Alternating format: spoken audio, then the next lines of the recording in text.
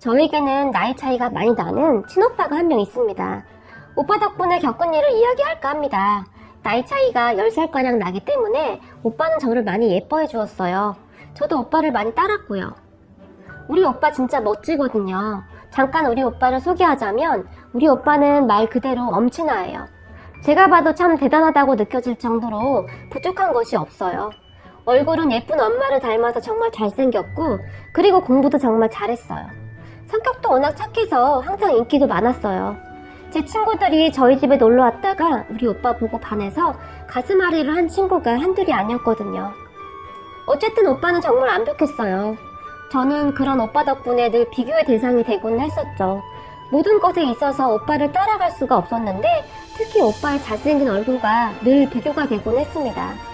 저는 엄마도 아빠도 아닌 친할머니를 닮았다고 하는데 아무튼 제 얼굴은 그렇게 예쁜 얼굴은 아니랍니다. 그렇다고 하더라도 정말 최악은 아니고요. 단지 오빠 동생이어서 더 못나 보이는 것 같아요. 오빠가 너무 잘나서요. 그렇지만 제가 늦둥이라면 늦둥이어서 가족들의 예쁨을 듬뿍 받고 자랐어요. 저희 집은 다른 집과 다를 것이 없어요. 그냥 평범한 가족이에요. 서로 아끼고 사랑하고 배려하고 그냥 조용한 가족이랍니다. 하지만 얼마 전 오빠가 여자친구를 인사시킨다고 집으로 데리고 왔습니다. 오빠가 여자친구를 처음 데리고 온 것 같아요. 그 여자친구가 저희 집을 초토화시키기 전까지는 정말 평범한 가족이었습니다. 오빠 여자친구를 보며 저희 부모님은 큰 충격을 받았죠. 저도 엄청난 충격을 받았고요. 오빠의 여자친구는 조금 많이 특이했어요. 저희 가족들과는 많이 다른 사람이었죠. 집에 들어서자마자 엄마 아빠에게 고개를 숙여 인사를 까딱 했다는 표현이 맞을까요? 그렇게 인사를 하더니 바로 소파에 가서는 앉더라고요. 대부분 남자친구 집에 처음 인사를 가게 되면 많이 불편해해야 하는 것이 아닌가요? 하지만 오빠 여자친구는 불편해하거나 하는 기색이 전혀 없었습니다.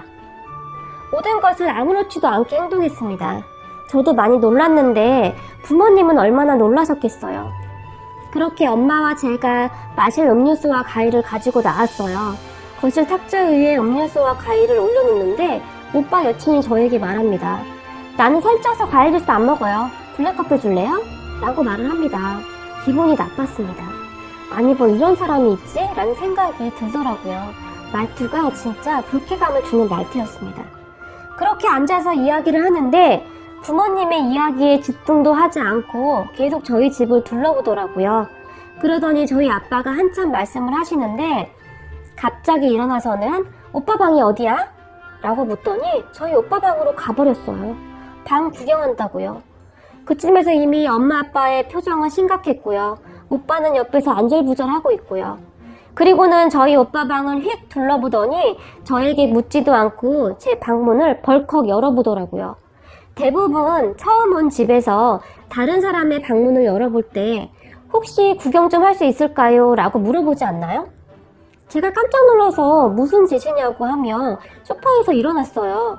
그런데 오빠 여친은 그런 저를 전혀 상관하지도 않고 말했습니다. 동생 방이 훨씬 크네요? 대부분 아들 방이 큰데 이상하네요? 라고 말이죠. 오빠가 도서관에서 공부를 하는 스타일이고 군대도 다녀와야 했고 집을 비우는 일이 많으니 자연스럽게 제가 큰 방을 쓰게 되었습니다. 그리고는 다시 소파에 앉더니 저희 부모님과 저에게 통보하듯이 저희가 결혼하게 되면 동생 방을 써야겠네요 라고 말을 합니다. 저희 부모님은 그쯤 이미 넋이 나가신 것 같았어요. 그래서 제가 다시 말했습니다. 저희 부모님은 오빠 결혼해도 같이 탈 생각이 없으세요. 서로 불편하잖아요? 그런 저의 말에 오빠 여친은 그건 동생 생각이죠. 왜 동생 생각을 말해요? 라며 저를 쏘아보더라고요. 그리고는 어차피 이 집 나중에 오빠 거 되는 거 아니냐고. 그러니 미리 들어와 살겠다고 합니다. 저희 부모님은 이미 크나큰 충격으로 모든 것이 정지되어 있으셨어요. 그런 엄마가 간신히 우리는 같이 살 생각이 없어요 라고 말을 했습니다. 그랬더니 오빠 여친이 무슨 말이에요? 저는 같이 살 거예요. 애도 봐주셔야 하는데. 그리고는 저희 오빠 팔을 치며 눈치를 줍니다. 그래서 제가 화가 난 상태로 말을 했습니다. 무슨 말이세요? 우리 엄마가 애를 왜 봐줘요? 애는 알아서 키워야죠. 그리고 결혼이 확정된 것도 아니고 벌써 할 이야기는 아니죠. 라고요. 그랬더니 오빠 여친이 저에게 동생은 얼굴도 오빠랑 많이 다른데 성격도 많이 다르네요. 친남매는 맞는 거죠? 혹시 출생의 비밀 뭐 이런 거 있는 거 아니죠? 라며 웃습니다. 그 말에 오빠가 도대체 무슨 말을 하느냐고 화를 냈고 오빠 여친은 아니 농담을 한 걸 가지고 뭘 버럭하고 그래? 진짜 뭐가 있는 거 아니야? 얼굴이 달라도 너무 다르잖아 라며 큰 소리로 웃습니다. 뭐 이런 여자가 있는지 이런 여자를 여자친구라고 데리고 온 오빠가 제정신이 아니라고 생각하고 있을 때쯤 저희 아빠가 자리에서 일어났습니다. 그리고는 피곤하니까 그만 가보라고 했습니다. 그런 저희 아빠에게 피곤하시면 다른 날 오라고 하시지 라는 말까지 잊지 않더라고요. 정말 기가 막혔습니다. 그렇게 오빠는 여자친구를 데려다 준다고 나갔고 저희 부모님은 충격에 휩싸였습니다. 그 뒤로 한참을 아무 말도 없으셨으니까요.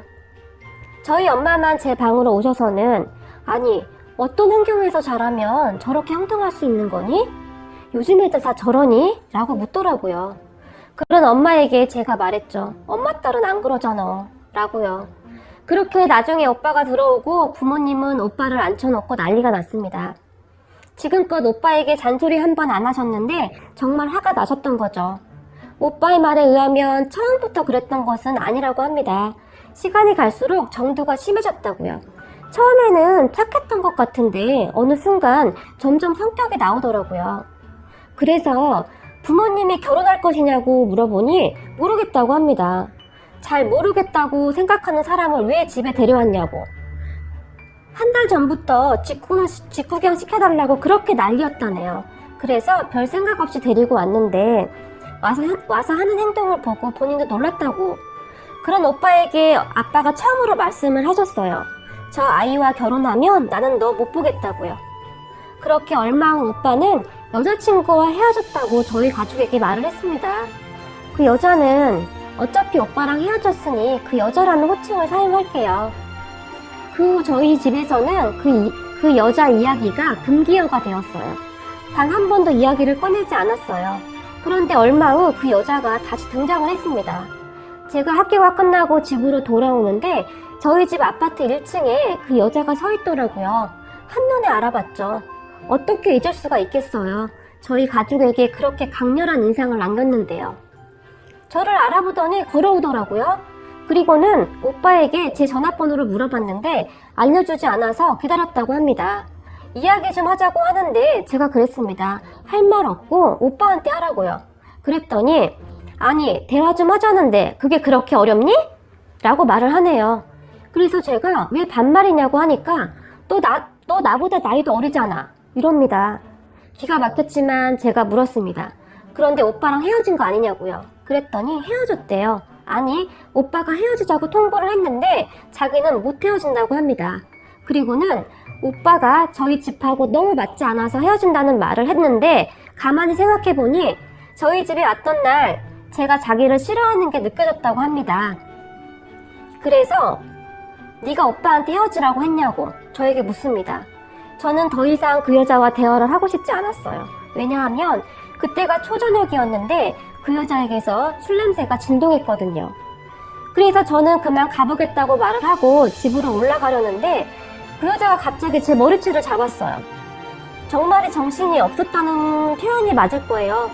제 머리를 잡고는 제게 욕을 했어요. 네 가지가 없다는 등 아무튼 심한 욕을 했습니다. 저는 지금껏 그런 욕을 들어본 적도 없고 물론 머리채를 잡혀본 일도 없었네요. 제가 당장 놓으라고 소리를 쳤지만 저에게 내가 어떻게 꼬셨는데 너 때문에 망쳤잖아. 얼굴도 못생긴 게 못생겼다고 하니까 기분이 나빴어? 그래서 그랬어? 라며 또 욕을 합니다. 순식간에 사람들이 모여들었고 저 그 동네에서 정말 오래 살아서 다들 서로 아는 얼굴인데 정말 창피해서 죽고 싶었습니다.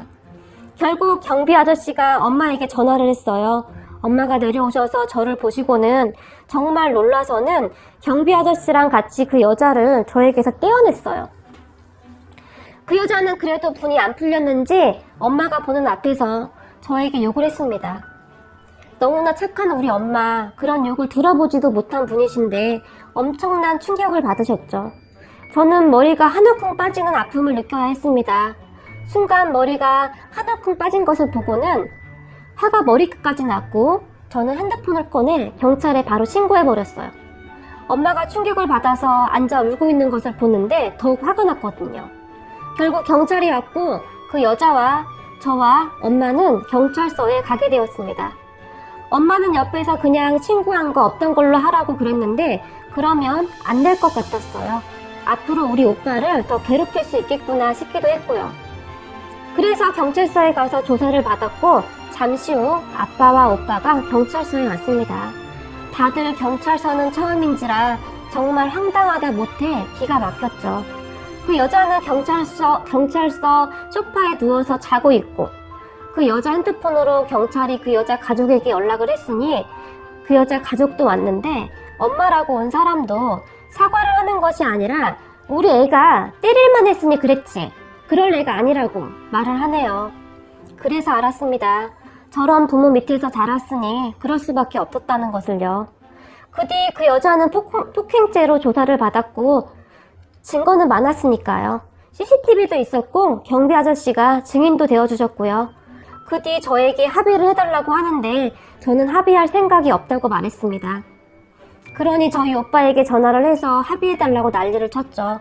저희 집에 와서는 저희 엄마에게 합의를 해달라고 빌고 또 빌었다네요. 그래서 저는 한 번만 더 저희 집에 오면 절대 합의 안 해주겠다고 엄포를 놓았습니다. 그렇게 저는 정말 합의해줄 생각이 없었는데 저희 부모님이 똑같은 사람 되는 거니까 그냥 끝내자. 그 여자 다시 보고 싶지도 않고 엄마가 스트레스를 너무 많이 받는다 라고 해서 한참 후에 합의를 했는데 조건은 저희 오빠 앞에 절대 나타나지 않는다는 조건으로 합의를 했습니다. 결국 저희 오빠는 저의 희생으로 인생을 다시 살게 되었습니다. 그 뒤 저희 오빠는 저에게 정말 잘합니다. 충성을 다하고 있어요. 그렇지 않아도 그 여자가 자기는 죽어도 못 헤어진다고 맨날 괴롭혔다고 하는데 저의 희생으로 깨끗이 끝났거든요. 제 머리 한 줌으로 우리 오빠 인생을 구했으니 저는 저희 집안의 영웅이 되었습니다. 제가 이 글을 쓰고 있으면서도 우프네요. 어쨌든 사람을 만날 때는 정말 신중해야 할 것 같습니다. 잘못 만나면 정말 인생이 너무 무서울 것 같으니까요.